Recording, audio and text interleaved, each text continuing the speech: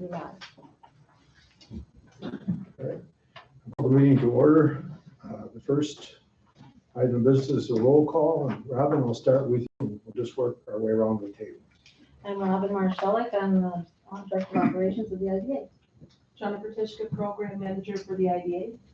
Scott Aaron, Economic Development Assistant, IDA. Jim Pierce, Executive Director of IDA. Tom McCormick, Board Member. Doug Burwine, Board Member. Mark Dad, Chairman. Becky Ryan, Board Member.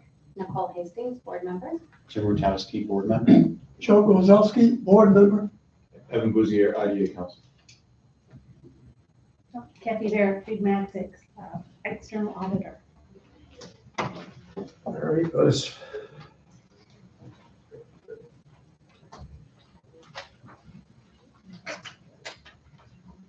Perhaps just to move this along, I'll take the liberty to have our visitors speak first, and then you won't have to listen to all our routine agenda. I appreciate that. Thank you very much. So I'm here to just go over the financial statements for the IDA, which includes the financial statements of the Loan Corp. I want to say that the audits went extremely well this year. Nicole Ryan led the engagement this year. She apologized for not being here, but allowed me to come in her place, given my long history with the organization. And we want to thank Jim and Robin and Jen for all their assistance in preparing for the audit. It's a lot of work trying to get 3 audits done in the course of a week. And the records have always been impeccable, and they've been very cooperative, and we've never had any problems. It's been a joy to work with them. Because of the consolidation of your financial statements, well, before we get to that, which appears on pages 1 to 3 of your packet, it does look a little different. There were a set of new accounting standards that changed the format of the opinion letter, and it actually moved the opinion right to the second paragraph. It's an unmodified opinion on both entities, which means that we followed all generally accepted accounting principles in the consolidation or the accumulation of the financial information, and we found no material misstatements in that information. So that's the highest level of assurance that we can provide on any audit. So if you want to skip to page 20. And you're on the audited financial statement. I am. Audited financial statement of the Industrial Development Agency.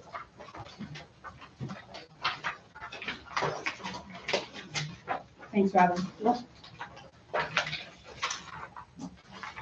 So page 20 starts the consolidating financial statements that shows the 2 entities separate from each other.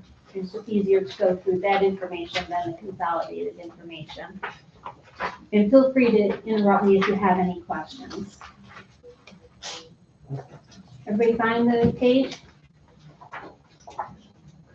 Okay. So we're going to go through the agency first. Cash and cash equivalents, that's up slightly from last year. You did have a significant increase in the accounts receivable. You actually had 2 projects at the end of the year that closed that hadn't paid you as of 12/31, so that was up by about $90,000. Year over year, your total assets went from 2.9 million to just over $3 million. Liabilities were about the same as they had been, and the net position went from 2,000,009 to, again, just over 3. On the Loan Corp, the cash and cash equivalents, that's up about $307,000, and that's really the impact of the loan portfolio. You issued $350,000 of loans last year, but you received payments of $629,000, so that all went into your cash account. Just a point of clarification, the loan corporation is the same thing as the Wyoming County Business Assistance Corporation. On the liability side, Your unearned revenue, that is fairly consistent, but what that is it's a majority of that is the gang loan, outstanding loans. So the way that loan program works is you recognize the revenue when the loan payments are received. So when the loan is issued, you recognize a receivable and this deferred revenue. And as the payments are received, the receivable is reduced, the deferred revenue is reduced, and that gets recognized as revenue. So that's primarily the outstanding balances of the game loans. And then in the restricted net position in the loan corp, that is what you have available from loan repayments on the game loan program. And then your net position in total went up slightly from last year on the loan corp. Any questions on the statement of net position?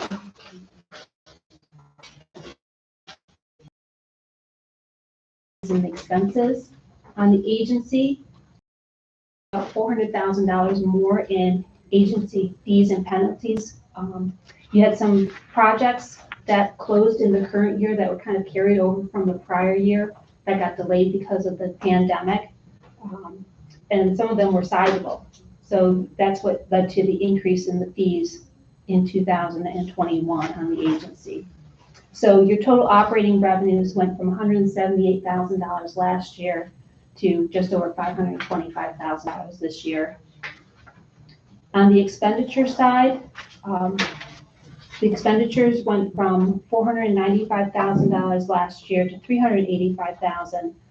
What we're seeing is the real impact is in the salary and the benefits, and that is because of an adjustment that was made to reduce the liability, your proportionate share of the liability in your employee retirement system. So that liability decreased significantly in 2021, and that decrease flows through to the payroll and benefits. So that was down by about $91,000, even though you gave raises last year. So that was the reason for the decrease in the operating expenses overall. So your overall change in net position in the IDA was a positive $145,000, increasing your net position to just over $3 million. On the loan corp, revenues were fairly consistent. It went from $143,000 to $156,000 last year. Your expenditures decreased significantly, and that's on the grant expense side. Last year you had about $550,000 in grant expenses that you didn't have this year. And you did show an increase in the professional services. So, but overall your operating income was $45,000, increasing your net position to just over $3.5 million. So very healthy cash balance, very healthy net position in both organizations. Any question on the finances? Really, there's nothing in the footnotes different from prior years, and it just gives you more color behind some of the information in the financial statement, the financial numbers themselves. Also, you also are required to have an audit in accordance with government auditing standards. So that means that we need to test your internal controls to evaluate whether they're operating effectively and make sure that you're following all laws and regulations that you operate under. And that's on pages 31 and 32. I'm happy to say we have an unmodified opinion for both organizations with that respect as well. And then lastly, we apply agreed upon procedures regarding your compliance with section 2925 of the Public Authority Law regarding investment guidelines. So we have to make sure that you're following the guidelines that are in your policy, and we found no exceptions to that as well. So clean opinions all around for both organizations. Great job.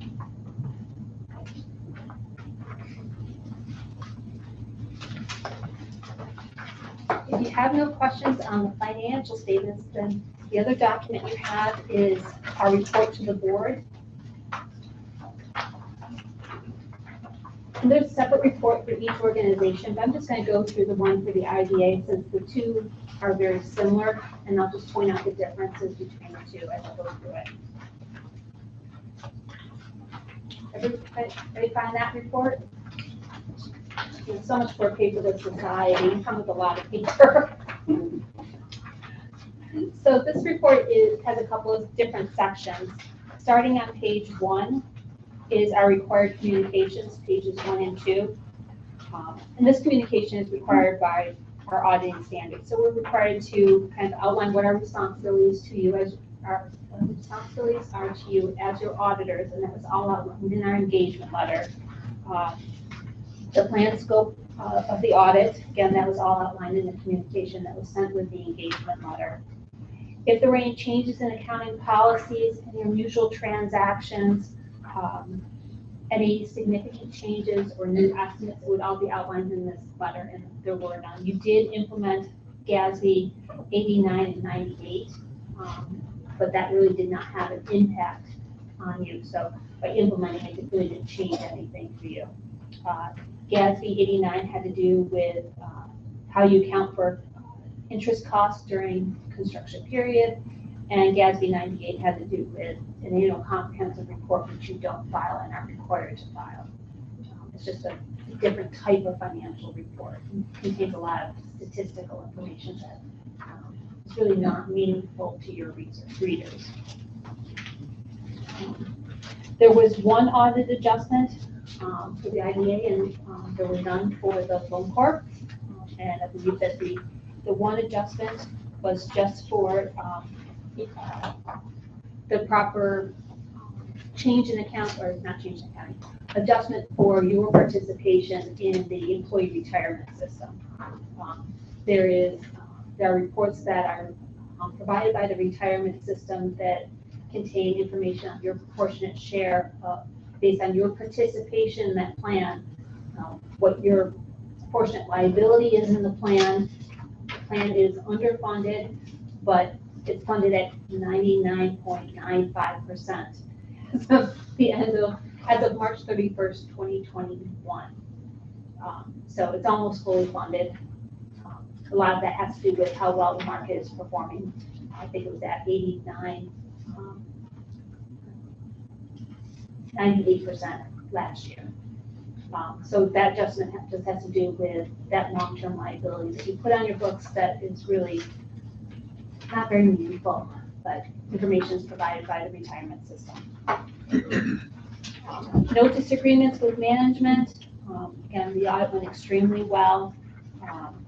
We don't have what we call it communication. We found no deficiencies in your internal controls, significant or otherwise. We didn't find anything of other matters other than one other matter regarding cybersecurity, which we'll talk about in a second. And then the signed representation letter is also included in a separate section. So page 3 talks about the accounting estimates that are included in your financial statements. One being the allowance for uncollectible loans. You do an evaluation every year on a loan-by-loan basis of the likelihood of collection based on, collection efforts in the past with those loan recipients, as well as current communication with those loan recipients. And then obviously your proportionate share of the retirement system, the liability, deferred inflows, and deferred outflows. That's all an actuarial estimate that's included in your financial statements. Page 4 is just the single audit adjustment that we recorded. Page 5, if you were to look in your financial statements, I think it's page 9 of your financial statements, there's about 8 or 9 new accounting standards that have been released that are due to be implemented between 2022 and 2023. There's really only one that we see that could potentially have an impact on you, and that has to do with leases. So we've been talking about this one for a number of years. We knew it was coming. It was delayed by 18 months due to the pandemic, but it is effective for next year. So, you need to take a look at your internal records, see if you have any leasing type transactions, whether you're the lessee or the lessor, it impacts you either way. And then, talk to your accountants about how to make sure that that's properly recorded in your financial statements. This only is a financial reporting change. You really don't have to change how you count for any type of leases. And we're only talking about material leases. So if you have a lease on a postage machine, you're not going to implement the standard for that. But if you were to, lease a building or, sublease facilities, large pieces of equipment, if you have land easements, those may have embedded leases agreements in them. So really now's the time to start looking at those documents and, taking an inventory of the leasing transactions and then talking to the accounts about, making sure how, if it's truly a lease, the value of the lease, to make sure, to see if it's material to your financial statements, and then how to record that, again, on the financial statements themselves. Any questions on that one? It's been effective in the public sector, so it's now filtering down to not-for-profits and governmental entities. And I think we've determined that we don't have any leases that would qualify for That's taking that in. great news.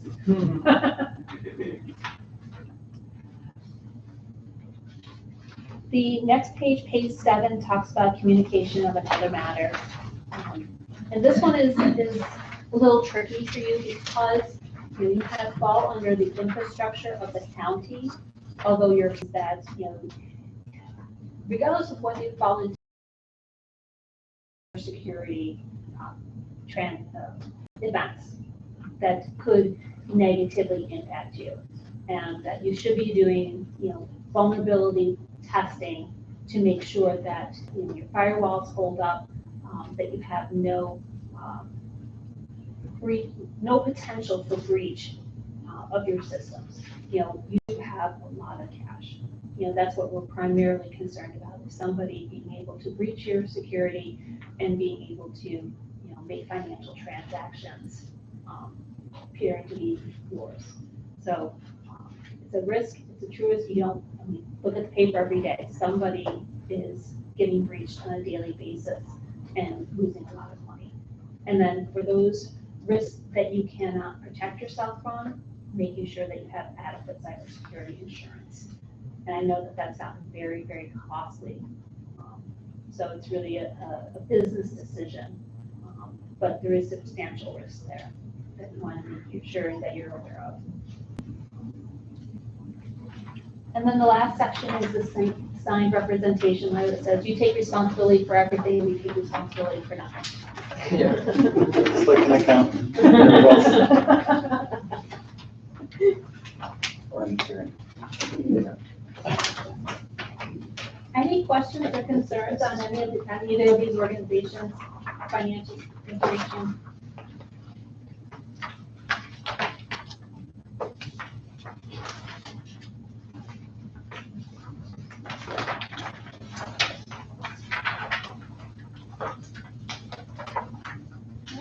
Well, thank you very much. It's been a pleasure working with you once again.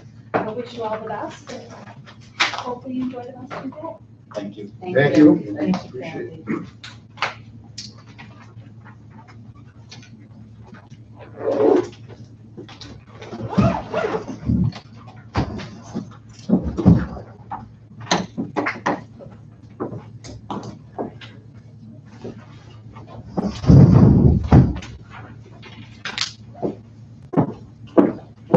Kathy. By the way, Kathy is a Wyoming County resident. I am.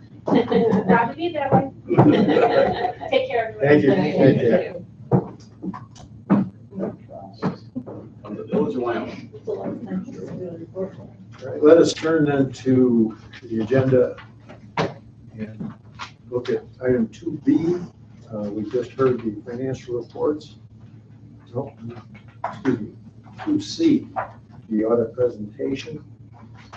I'd entertain a motion to approve the audit for both the IDA and the BAC. Do I have such a motion? All in favor? Aye. Let us then review the board minutes under 2A from our last meeting. Is there any additions, corrections, or any discussion involving those minutes? If not, I'll entertain a motion to approve the minutes as presented. Do I have such a motion? So moved. All in favor? Aye. Also, we had the financial report, which I imagine is for 2 months because we didn't have a meeting last month. Correct. And I'll ask Robin to highlight the report that she usually does. So on the top is, for the month of February, started out the month with $1,096,740 in cash, $1,515,547 in invested funds. We brought in some fees from projects that closed. We brought in pilot payments from Noble Bliss, Noble Weathersfield, High Sheldon, Wind Parks, and again, some accounts receivable fees from 2021 that were due at the end of the year. And our expenses, we had, of course, the audit that just got finished. We had some audit expense. Our pretty much a typical, normal, monthly office, cell phone, telephone, website expense, and wages. We paid out our Noble Bliss, Noble Weathersfield, and High Sheldon Wind Farm pilots to the proper jurisdictions. And we ended the month with $1,179,464 cash on hand and $1,515,612 invested funds. And if you want to flip over, we'll go over to the second page with March 31, 2022 cash report. We had some fees, we had just some bank interest on it, no fees that month. We have again some more auditing fees that came in to finish up the audit, insurance, and just some typical monthly expenses. Wages, we had 5 weeks in March for the payroll, that's why it's a little bit more than it was in February. And we ended up the month with $1,131,616 cash on hand, $1,515,612 invested funds.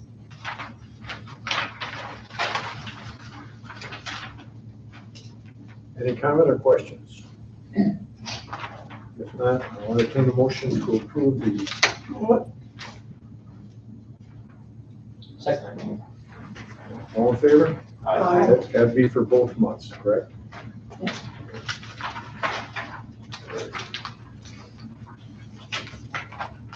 Mr. Chairman, just a note on the auditors. After the audit was complete, Captain Barrett did reach out to us and tell us that Freed Maxic is no longer going to be in the auditing business for organizations such as ours. So we will be RFPing for auditing services for all 3 organizations that we're responsible for. So just wanted to let you know. Thank you. I know we had some discussion whether we should periodically, so But I don't want you guys to have sticker shock when we do get our prices in, because they've gone up considerably, and I know Freed Maxic was shorting themselves a lot to service us. That's what she said today, that they did that with a lot of their customers, and that's one of the reasons why they just weren't making any money doing our type of businesses. thank you. And the last one under paragraph 2 is to authorize our annual agreement with Wyoming County Chamber for marketing services to the tune of $5,000, April 1st, 22 to March 31st, 23.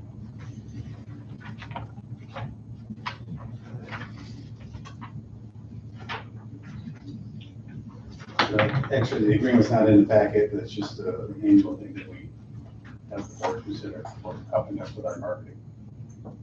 This we've done for years. Yeah. All right. Do I have a motion to approve the customary annual agreement for the next year, starting April 1st? Do I have a second? All in favor? Aye. All right, Jim, I'll Yeah, our turn guest, the meeting over to you. I appreciate it. Our guest is here. I'll just, a quick review of the mortar salt project. They are proposing to build a 30,000 square foot warehouse at a cost of $6.25 million. And the primary purpose of the facility is to bring in-house all their warehousing needs. Right now, they've been doing a lot of third-party warehousing of their products, so this will centralize all their warehousing. Bring everything under one roof. We'll bring our guest in. Jay Tangman, who's the general manager, wasn't able to make it today. He lives right here in Warsaw, but he has sent his engineering manager, Matt Ashley, to talk a little bit about the project. They might be on vacation. I think so. They live across the street from me. Oh. Come on in, Matt. I noticed they didn't put their garbage out. The totes. Maybe you want to stand right up here. I guess.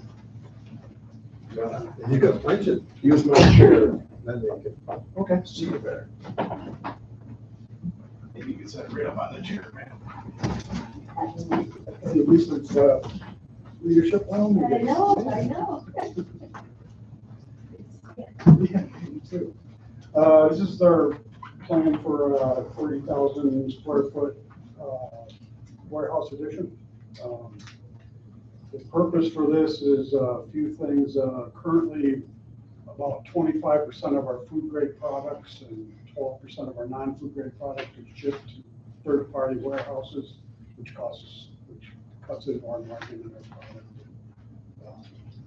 And to avoid that, we're going to build this, which will eliminate the majority of that cost.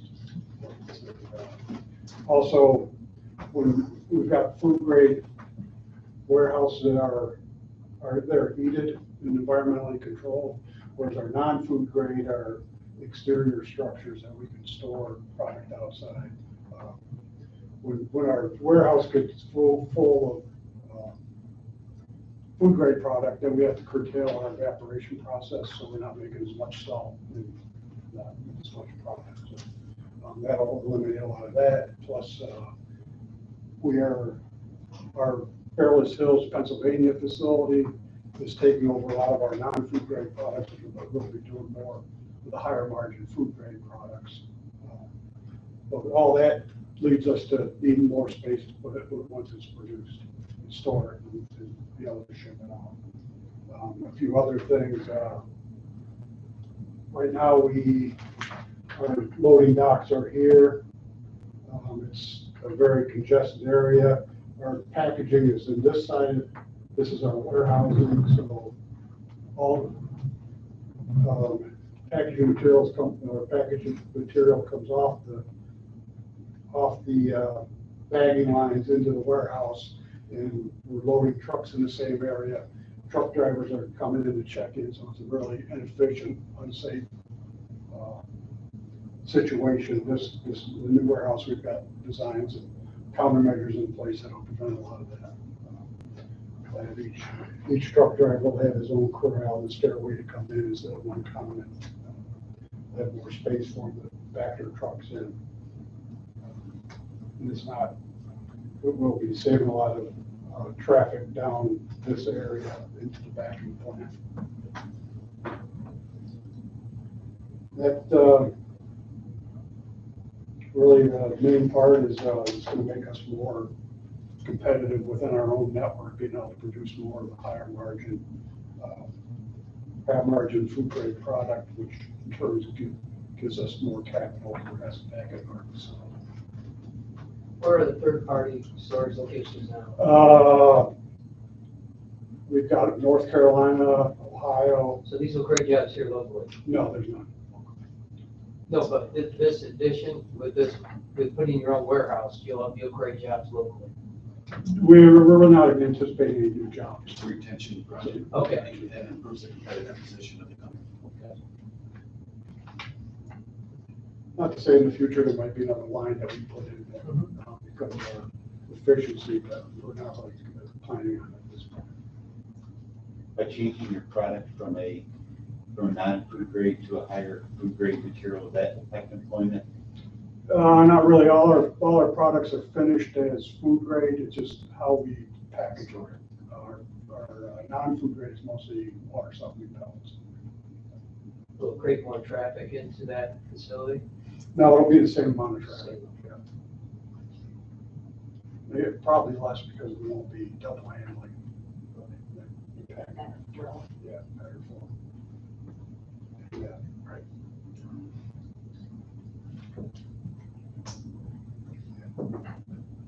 It's a large project for us. We're doing most of the design work on site with a contractor out of Buffalo, Construction, which has done a lot of work for us in the past. And all the local approvals have been granted as well, so. Yeah, we've got our DEC SWIP permits for construction. How many production facilities does Morton have across the country? We have 6 evaporation plants and 5 mines between US and Canada. And we have solar facilities in Chile and the Bahamas. But our new owners also own other salt, so we're the largest salt producer in the world right now. It's unusual for a new owner to support an aggressive project. Yeah, like this right out of the gate. but we were excited when they did purchase us because we do have a salt mining company that knows the importance of investing in our facilities. Is the Silver Spring facility considered competitive with the other plants around? Yes, very competitive, yeah.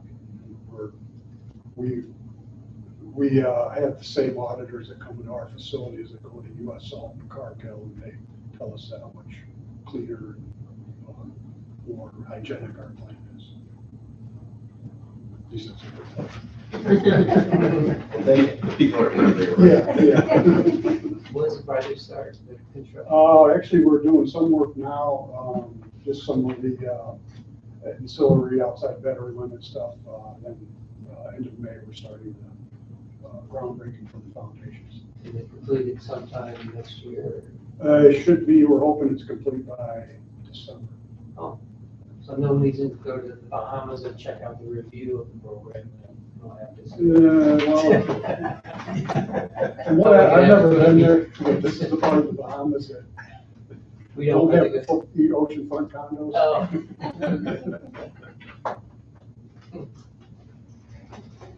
Great. Yeah, when you go there, you take the company plane in, then they have company housing. Any other questions for Matt? Getting back to work otherwise. Yeah. Thanks for investing in the community. Thank you for coming. Thanks, everybody. I appreciate it. Thanks again. Thank you, Matt.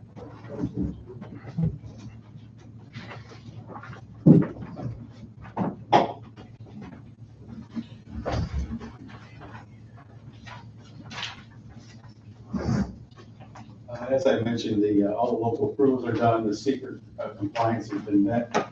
They submitted a very complete application. The application and all the aspects of the project have been vetted by council. So I don't think there's anything else I can share that you haven't already heard. So there is a resolution if the board chooses to support the project in the packet. What's our participation? We're going to do a 10-year pilot and the sales tax exemption. Oh, that's.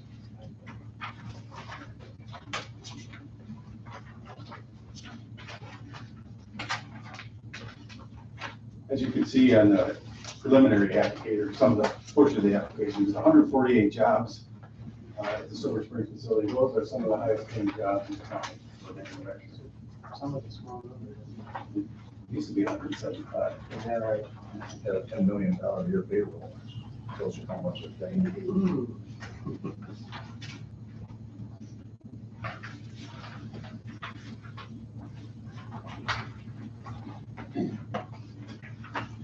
What the 100,000 for long salt. I didn't really know.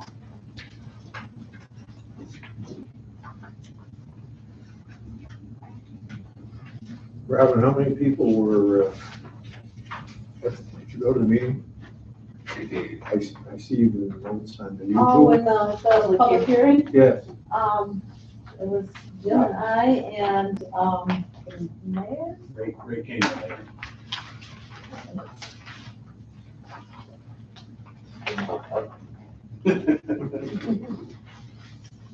Ray King also used to be, he worked 43 years in North Salt, so he obviously spoke highly of the project. Well, if everybody's had enough time to look through the paperwork, I'll entertain a motion to approve the resolution as submitted by council. Second. All in favor? Aye. Just gonna check real quick, Mr. Chairman, to see if our other guest is here yet.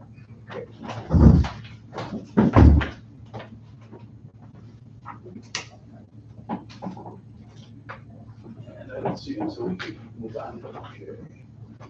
So let's go to 3C.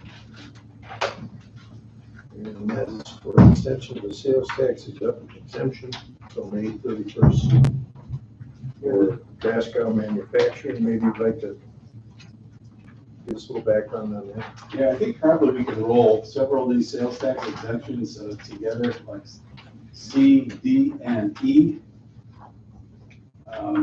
These have all been delayed for similar reasons, primarily the shortage of construction supplies and things of that nature. So that's why the request has come in for another year. It's just hard to finish projects when you can't get materials. All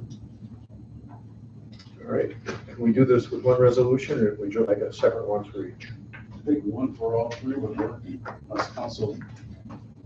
Or, I'll move that, Chairman. all right. Do I have a second? All in favor? Aye. Okay. All right, let us turn then to 3F. Yeah, CFI has put a request in for us to allow them to deliver a new mortgage. They refinance the project, and council has put in the packet the resolution.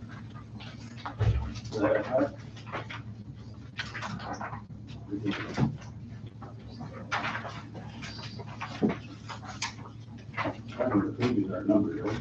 So last page.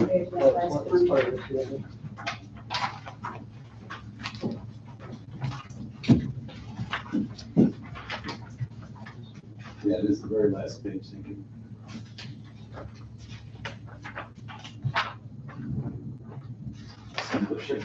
You're not asking for any additional benefits or any extensions of anything other than the authority to amend their mortgage.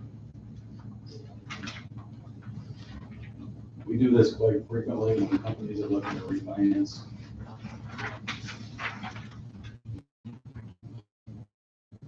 Any discussion? If not, I'll entertain a motion to approve the resolution as submitted. Do I have a second? All in favor? Do we have it? Did I hear the yes on it? I think he's here.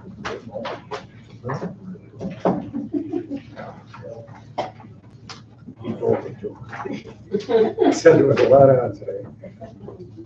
I think we're going through this.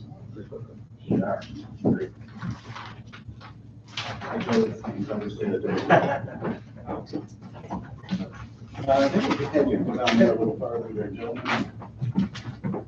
So, this is Bill Montag and Ian Parker. Ian Parker. I'm sorry, it's okay. Bill is the owner of Selector in North Java and have been for, how long has it been? 16 years, 17 years almost. So he's got a great story to tell about what happened to them during the pandemic, and that's why he's here, right? Yes, that's why we're here. So we're Selector, we're out in North Java. We make custom doors for the luxury home market. And we've, like Jim said, we've been doing it for about 16 years. I bought the business in 2005. And our focus has been primarily throughout the Northeast. As luck would have it, we started selling some barn doors on the internet in 2019 before the pandemic. And that's expanded our geography to the whole United States. And with that, it's grown to be about half of our business. And we're looking to do an expansion right now so that we're able to support that business. So we're looking at doing a 6,000 square foot expansion, and that's what the project is.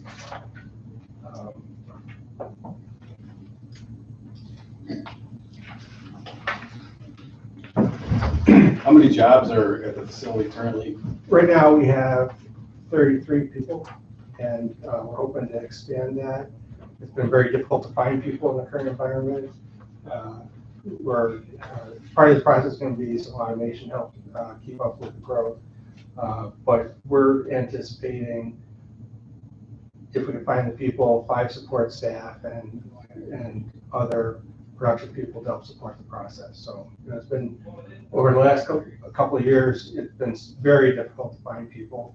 We've started having a little bit of a break in the action there where some people are applying for jobs. Sometimes they'll call and they won't show up for the interview, or they'll come and they'll work a day. But over the past 3 or 4 weeks, we've picked up 3 people. So we're very excited. We'll probably take 5 or 10 right now. Very easily take 5 or 10 more. I just started one more starts on Monday. Yeah, so like Bill was saying, the barn door business, it's interior sliding barn doors. We also do like custom bifolding doors too. And I think kind of what happened was with the pandemic, a lot of people started working from home, and they needed to section off parts of their house for home offices, and it just completely it beat our expectations tenfold. I mean, we did almost $2 million in the first 11 months, and it just keeps growing. Dealing with our online partners for advertising and stuff like that, they said, just a small increase in advertising, we could double if not triple that business just with a small increase. So we're kind of cautious just on being able to get people in the door and space, which is why we're here also, the larger facility. So Ian was gracious enough to give me a tour of the facility when we were out there, and clearly there's a need for more building space. It is very tight right now. Yeah, There is. And the plot we're on right now, we have, there's actually 3 sections to our land, and we're only using half of it right now. And going through the permit process to completely fill up the first 2 parcels of land, and the 3rd parcel's right behind us. So there was a few bumps along the road as well that we had to. Yeah, so Ian did a lot of work with getting permits, and there were some questions about the back lot because it's actually in a different district. So we're looking at maybe combining all 3 lots into one, but that was going to take longer probably than the building and ramping it up. So we were able to get a waiver as long as we promised we wouldn't sell any of the land independent of the other land. So, and we're only really going on that parcel just a couple of feet. Yeah, so parking lot is expanding in over the property line right now. It's a water district issue that backfield isn't part of the current water districting. They're talking like 6+ months to get that all straightened out. But I know right now all the permits are obtained, steel building's been ordered, and Mike from 77 Construction is supposed to break ground in May, first part of May. So, and then the large piece of equipment that we ordered from Italy is due to arrive hopefully in August. There's a potential to go out there to see the machine run in July, and yeah, they'll actually do a runoff. It does everything it needs to, and then it'll get broken down and shipped over here and then set back up. We're hoping to be up and running with that new piece of equipment September by Labor Day. So Ian, can you tell the board, I mean, when you talk about piece of equipment, I don't think they understand the level of investment the company is making just for the piece of machinery itself. So the piece of equipment that we just purchased from Bocce, automation and CNC machinery, it's $1.35 million. The piece of equipment itself, roughly 30 by 60 in terms of footprint, which was clearly not going to fit where we have what we have in space now. It actually will be auto-loaded by a robotic arm. Will pick parts up, load it in the machine. It'll use barcoders to know what it's actually supposed to do with that part, and then unload that part. So one of these new jobs is a computer programmer? Is that what you're Yeah, saying? definitely. Like we could, like, I mean, there really isn't a position in our facility that we couldn't use support staff for right now. We've been running Indeed ads. We've been using Indeed. How many different temp agencies are we working with right now? 3 different temp agencies. You know, I think some of it's locale. You know, we have a little bit of an issue because we're in Geneva, but you know, Remedy's been able to provide us with some help with temps. So, but yeah, computer programmer, CNC operators, you know, more skilled positions. This expansion will definitely be adding more a higher level, not entry level type work for sure. What kind of hardware do you use on these doors? Is it like a track, the doors roll? Yeah, so the barn door hardware, there's usually a track that'll mount on the face of the wall, and then, you know, depending on the style of hardware the customer picks, dictates how it attaches to the top of the door. Yeah. Where do you get the hardware? Right now, we're using a supplier, Winsoon.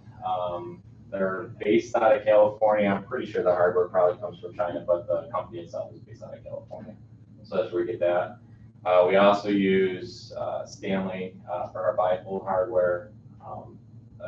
Again, that's manufactured overseas, but they are based in the U.S. as well. So. Do you offer installation, or do you have retailers offer that? No, so it depends on what side of the business you're talking about. So the select door side of the business, we sell through resellers and or independent reps, and a lot of those guys have installers, and they'll handle the install side of it. We are not responsible for any install ourselves personally. Geographically, the vast majority of what we do right now goes to the Northeast, like Long Island, down to the Hamptons, New York City, Connecticut, and to be able to provide installs out there would be pretty difficult for us to manage all that. So, and then with the addition of the internet business, we're literally shipping all over the country. I think yesterday I had Arkansas, Texas, California, and state of Washington. Today I think we got one going to Hawaii. We've done quite a bit going to Hawaii now. Last year, we hit 49 of the 50 states. Yep. And the 50th we had the year before. Just out of that one facility. Yep. So. Are you transporting or shipping your own doors as well? So we transport anything to like the Northeast. We'll go all the way down to about Virginia.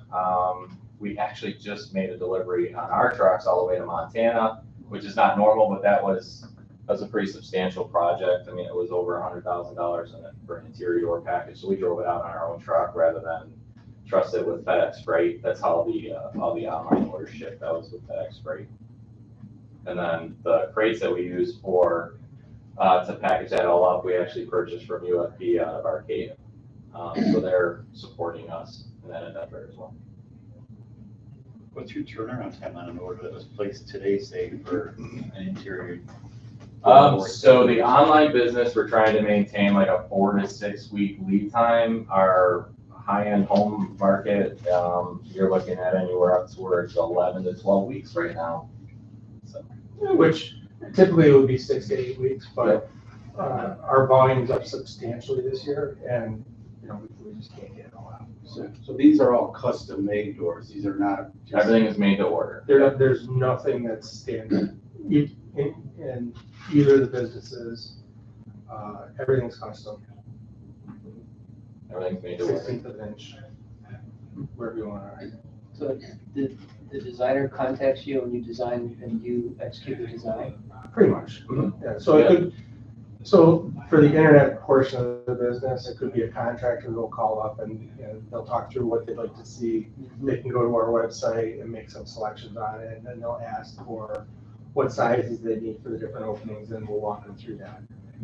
The more standard traditional business, we might get prints from architects. Yeah, we try to be as flexible as we can to work with whoever. And one of the key components of this piece of equipment that we're getting is it'll allow us to do custom anything we want to do, one piece at a time. it doesn't have to be a mass produced, it'll be mass customization. Right. Yeah, I mean, the technology that we just purchased, we're already utilizing. I mean, we already have 4 CNC type machines, but this one's just taking it to another level. It's gonna really, so the way we run the machines now, we're trying to batch doors through as much as we can. You want to run them in like 5 to 10, if not more. This machine's gonna literally allow us to run like per part, like a standard door might have 6. The lead times managed. Right now in the industry, especially in a high-end home market, most of our competitors are running much longer than that. We're getting 18-week, 20-week, even all the way up to 26 weeks on custom windows and things like that. And as long as we can keep our lead times down, which is what this would also help do, we should be able to gain more business and more foothold throughout the market that we're already in, and facilitate the online sales as well. So it's using various different types of wood. Is wood an ample supply? It depends. It depends on the species. Depends on the day. We mostly use hardwoods. Hardly, you'll have some seasonal supply issues seasonally because a lot of the hardwoods we're getting come from like Virginia, North Carolina, and depending on what kind of winter they have, dictates whether they can pull logs. So I know like right now we use a ton of white oak. White oak is 7 days for it to dry in a kiln, and they had a hard time pulling logs during the winter. So quality white oak material is very difficult to come by, which is driving pricing, through the roof, and just the quality of the material is not as what it used to be. But I would say 90% of the wood that we use is a type of hardwood, one type of hardwood or another. Red oak, white oak, poplar, cherry, walnut starting to come back around. It kind of ebbs and flows with the customer demand. I want to say maple is one of the highest priced woods today. You don't use much maple? No, we don't do a lot of maple, and actually maple recently has kind of actually gone the opposite direction just because the demands, not a lot of people are using maple. Cabinet door companies will use maple, but the door manufacturers, we're not using that right now. So we do a lot of mahogany, so you can have South American mahogany and oaks. That'll be substantially more expensive. We import, there's a bunch of material that we get from Africa too that's imported from over there. You buy it all, you don't kill and dry, you don't do that. No, we already buy, it's already killed there when we buy it. Yep. Yep. I thought there was another question over here before. No, okay, fine. Any other questions? Sounds great. Sounds like a great project. I appreciate your time. your time and your help. Thank you. It's hard to believe the machine is going to be as big as this thing. Where are you going? It's ready, Okay. it's in pieces. I love seeing. Actually, have a We used to- drink while you're over there.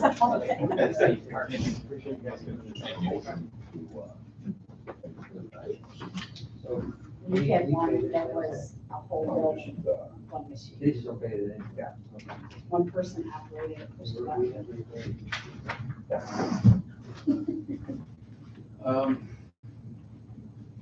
So I don't know what more I can add. The local permits are all done. No, it's construction. So there's some small job numbers, 5 over the course of 3 years. Council did prepare a resolution for this project as well, it's in the packet.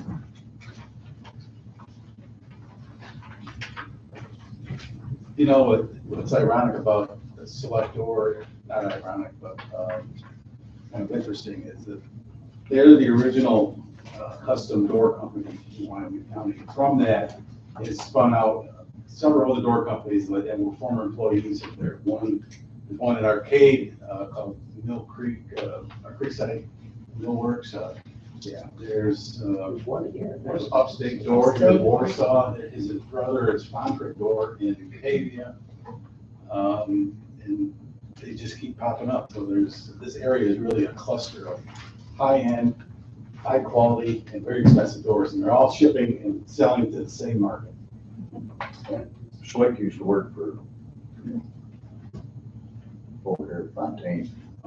Drove truck for him. Oh. And most of the doors went to Long Island. Yep. And they go to Nantucket. You'd wonder when everybody have a door by now, you know? These guys have been in business a long time, you know? There's a lot of doors going out of Wyoming County. But,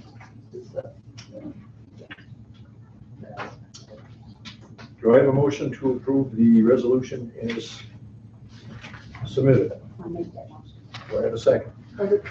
All in favor? Aye. Oh, yeah.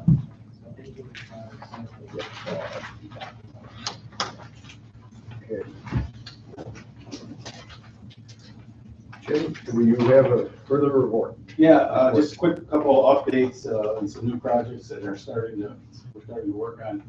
I reported previously to the board about Empire Distributing over at Arcade. They're the company that sells and distributes the wood pellet stoves and the outdoor living products, backyard types of products.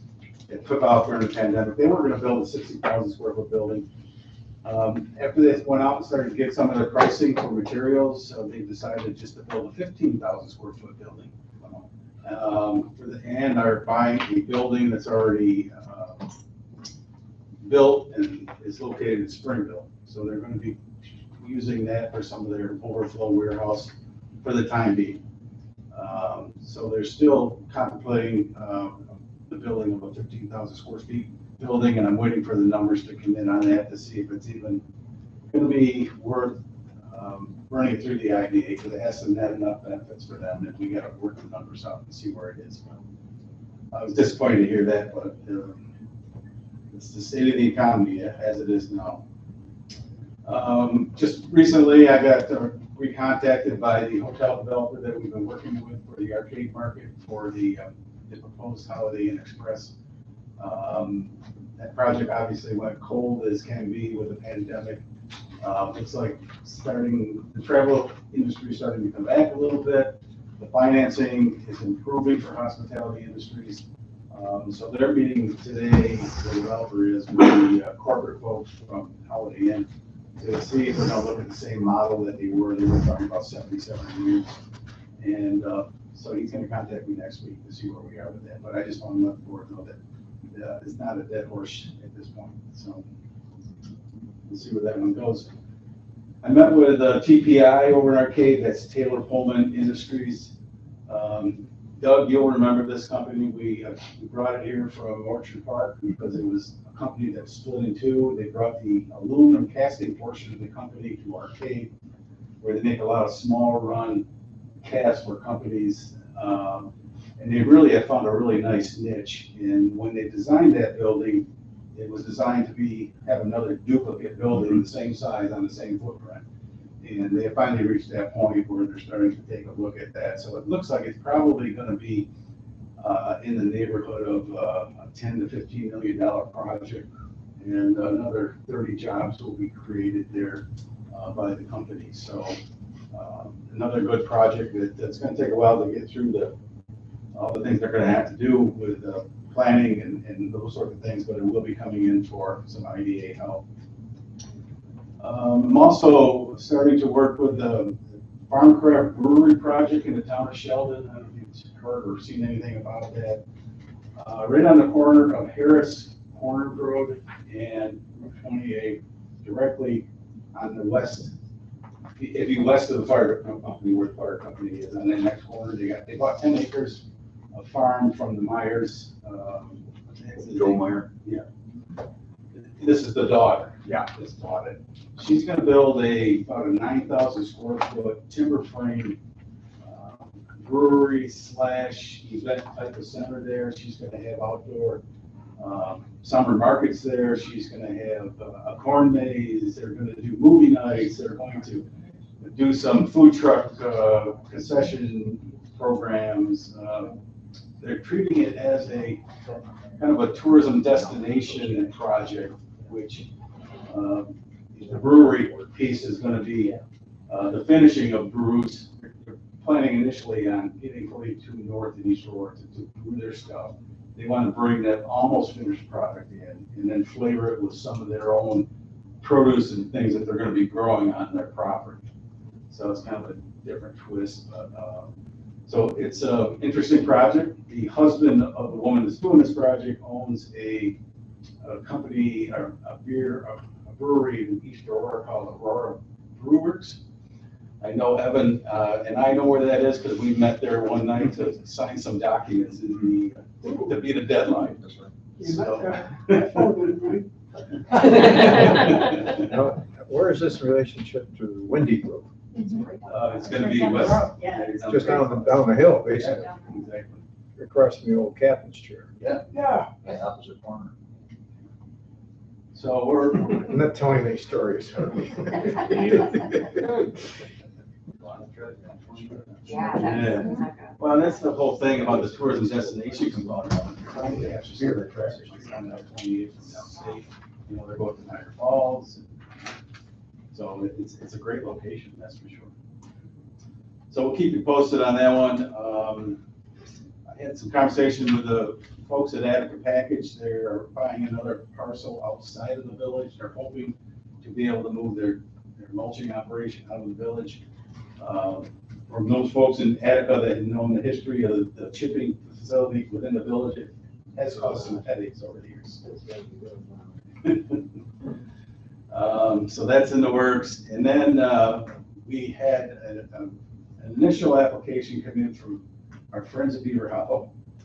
And they're proposing a couple projects. And initially they tried to roll them into one application and didn't quite work. So they're going to be submitting two separate applications. One of the projects, just to back up a little more, I don't know if you know, Beaver Hollow Wellness Center was sold to a company called Founders Software, which is owned by Paul Snyder III and his son, Paul Snyder IV. They also have a logistic company in which they are engaged with FedEx for distribution of FedEx packaging. There is not a distribution or logistic facility close by, and they are planning to build a FedEx distribution hub building on the property of Beaver Hollow. And then in addition, Beaver Hollow is trying to do some renovation project on their facility. It's still kind of a very preliminary project concept, and I just want to let you know it's another one that we'll have to keep an eye on and see where it goes. You gotta hand it to them, they're creative. I was just gonna say that, yeah. They all got that creativity. And then I just want to let the board know that with the help of Evan, we did close out two projects. Before the taxable status date of March 1st, we closed out the Kelly's Garage, and then we closed out the Orangeville Energy Storage, I believe on February 28th, right? Down to the minute, pretty much. So both of those projects are now closed, and that resulted in some of the increase in revenue, I think, that you saw in the financial statements. And then the last item I just want to mention, since the building transfer changed hands here for this building, we have terminated the pilot that we had with the Business Center LLC. So that's my report. Did they ever straighten out the districts for Kelly's? No, it's the same situation that Mr. Montag is talking about. It takes, I don't know, you have to move heaven and earth to change the district. The application to the Lieutenant Governor, that's not an officer. This is on TV. Yeah, I'm sorry. I couldn't resist. I think you don't worry about it. If there's any questions, I'd be happy to answer before we are. Not going on, as usual. Any other business or discussion? If not, I'll entertain a motion to adjourn. Our next meeting would be May 12th at 2:30 p.m. Do I have such a motion? I want to bring up something that came up during the past week or two. A friend of mine, neighbor, local potato grower, asked about an article in the paper that came in that there's a $25 million yogurt plant being located, and I think, where did it end up? The egg market. In fact, the Tavian. And of course, with Great Lakes Cheese building a facility down in Cattaraugus, something like that. Franklinville. So, you know, you run across these guys and they ask you, why can't we get any of these businesses in Wyoming County? And so I said, well, let me find out. And as I review these documents, if I'm looking at this right, we've got $1.4 million on the balance sheet. It's just sitting there. And these facilities, we heard about 3 warehouse facilities that people are building on their own. Why can't we spend our own money, build it, and lease it out to someone? And create some type of revenue perhaps, or at least opportunities for the community. And then you could solicit outside people, outside investors to double that or triple it. I mean, you know, to build a warehouse facility or a business that someone could lease back, so they don't have to put up the capital. Because that's the point of entry that most people struggle with, is getting that capital to raise it. I mean, it got talked about between, you know, my friends and myself, and I don't think it'd be very hard to raise. I can't put a number to it, but $10 million, you can't build a dairy for $10 million. So in our industry, in this community, is a lot of it's agriculture. Anything we talk about is $20 million. So warehousing is obviously needed. We heard it how many times today at this meeting. We have the capacity in our balance sheet. Could we ever build some type of a promotional program to offer participation and then raise that capital level up and build a facility someplace on property that we already own, and then offer it to the community for use? I'll throw it out there on the table. I don't know if it's worth talking about, but it certainly gets brought up to my attention. I can tell you, Tom, that we did take a look at this option several years back when we were even more flush with cash than this. And we even got to a point where we had a engineering firm draft up some proposals for us on building spec building. And the cost at the time, I have to make sure, notice, I think it was like $1.8 million. But the challenge was that there's a little hesitancy to make that investment without a duck in the hand. And I think that's really kind of what slowed it down. But if the board wants to revisit that, I can take another look at that. The other limitation we have when it comes to projects like the yogurt plant, and I know that I sound like a broken record, but it's the truth, we just don't have the capacity for water and wastewater. Yeah, and Jim and I visited over the phone about this idea, and I mean, the numbers that the, rank and file citizen of Wyoming County wouldn't know them anyway. So when you hear the numbers you're gonna have, it's like, wow, that's way more than I would have ever guessed. But but warehousing is different. You know, it doesn't require some of those things. And as the economy changes, I mean, everything we talk about, the lead times are huge. The global supply chain is broke. It's not getting back together anytime soon. Maybe we'll bring some of that stuff back here, and where we're gonna put it. You're not gonna put it in China anymore. You gotta warehouse it somewhere else. So this is a problem throughout Western New York.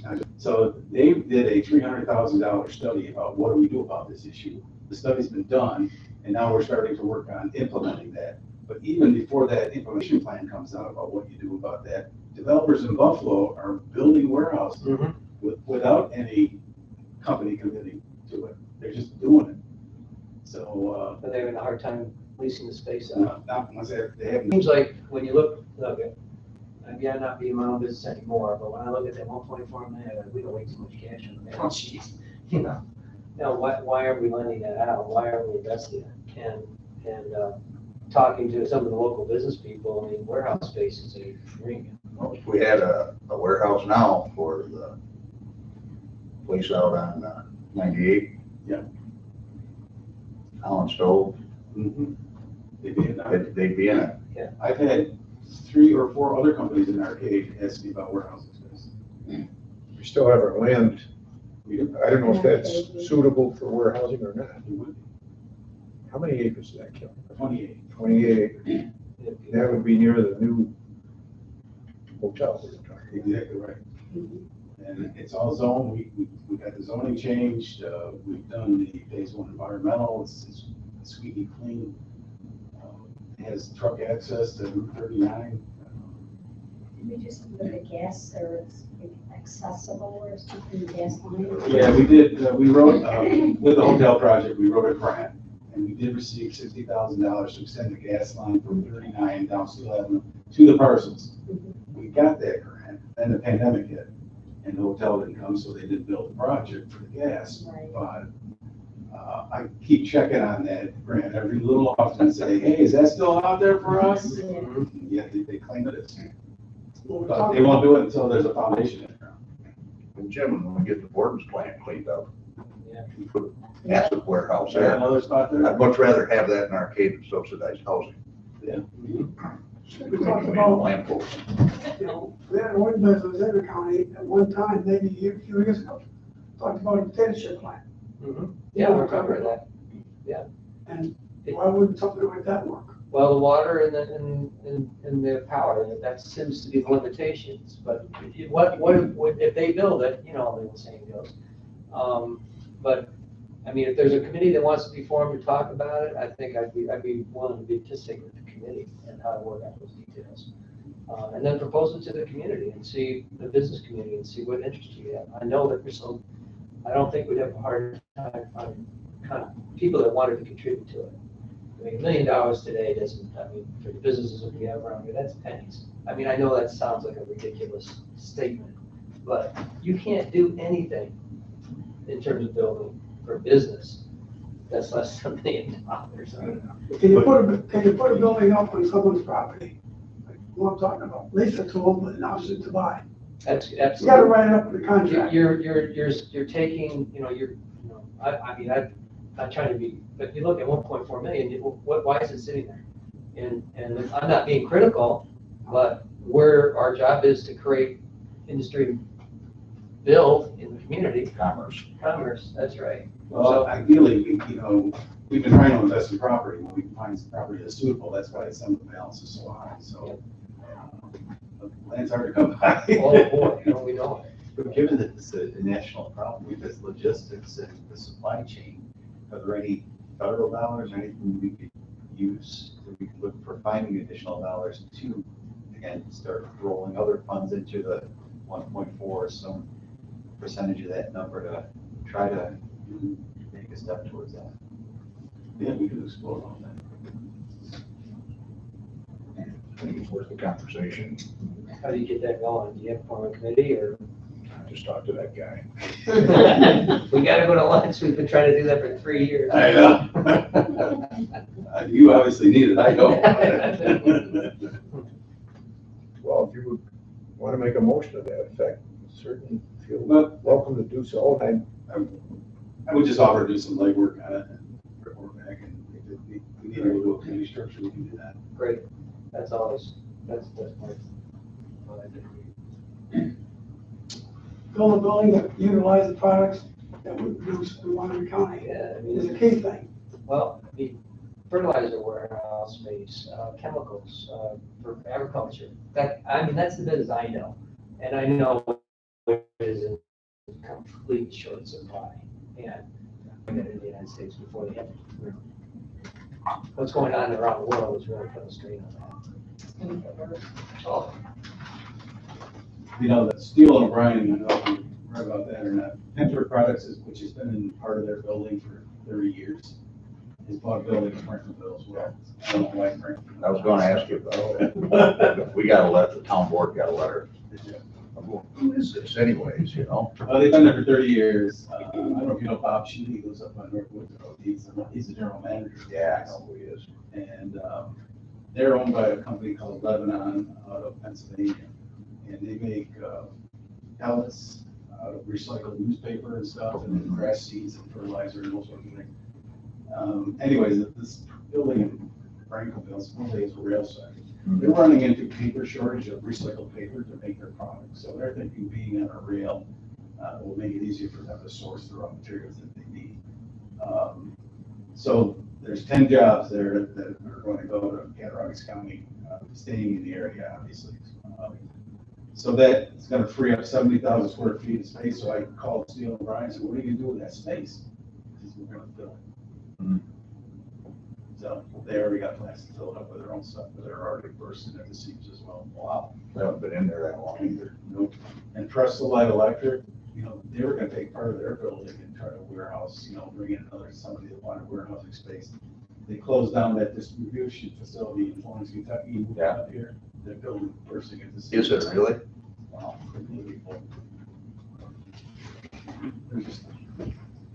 They have a sign out front, help wanted, interviews every day. Anytime. Wow. Well, it's good. Thanks, John. Anything else, folks? If not, I'll entertain a motion to adjourn. Next meeting, May 12th. 2:30. So. All in favor? Aye.